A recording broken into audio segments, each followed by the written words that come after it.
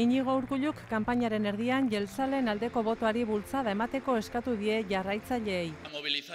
Getxon egindako ekitaldian Gernikako estatutua bete eta gizarte segurantzaren eskumena Euskadira ekartzeko eskatu du. Eta horregaitik eskatzen dugu gizarte segurantzaren transferentzia eskumena.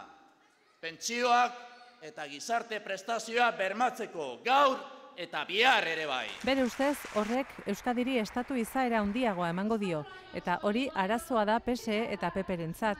Andoni Ortuzarren iritziz, Espainiako ultraeskuindarrentzat ere, arazoa da EAJak Euskadi Europan nazio bihurtzeko duen egitasmoa.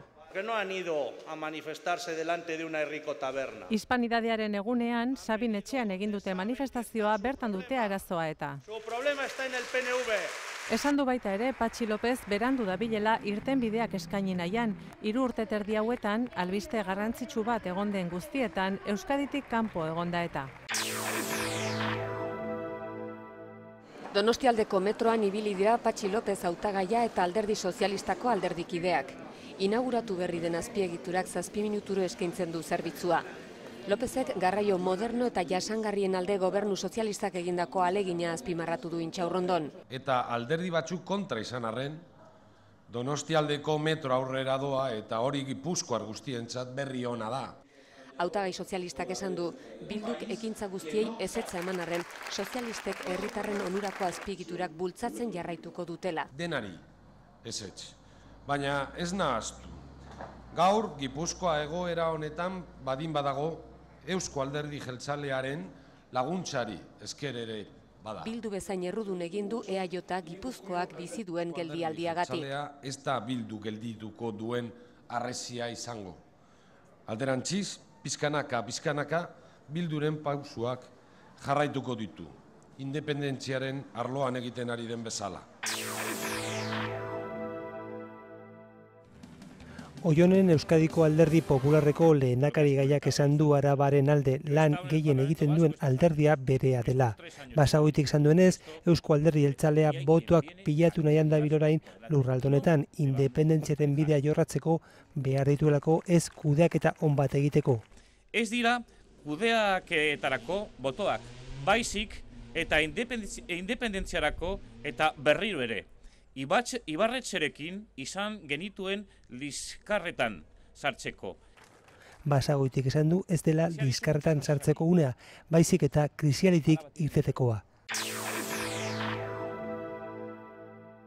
Dena prest dago Barakaldoko beken, gaur arratsaldeko 5:00 aurrera, EH Bilduk kanpainako ekitaldi nagusiari ekiteko. Eta gai nagusia izango da independentzia.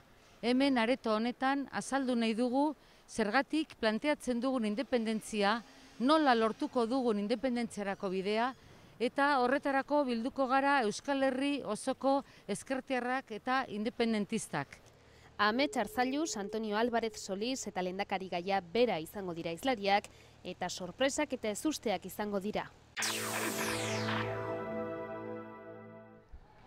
Ezker Batuak errepublika defendatzen du, giza eskubideak eta berdintasuna bermatzeko eredurik onena delako. Beraz, monarkiaren inguruko galdeketa egin nahi du.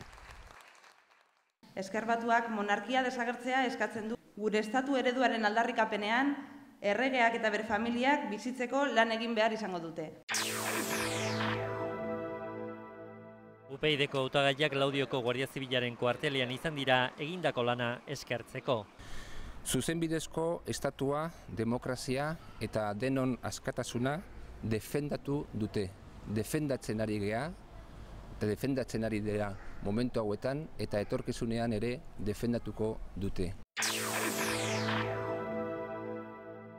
Militarrez jantzita atera dira Ezker Anitza Izquierda Unidako gazteak Bilboko kaleetara gastu militarraren kontra protestatzeko. Gastu militarrik ez. Nun daukagu etxaia hainbeste jostailu militar erosteko. Desagertu dadila egun batetik bestea. Arana atzoko falangearen manifestazioaren kontra ere agertu da. Demokraziaren aurka dijoazen falangistak Euskaditik at!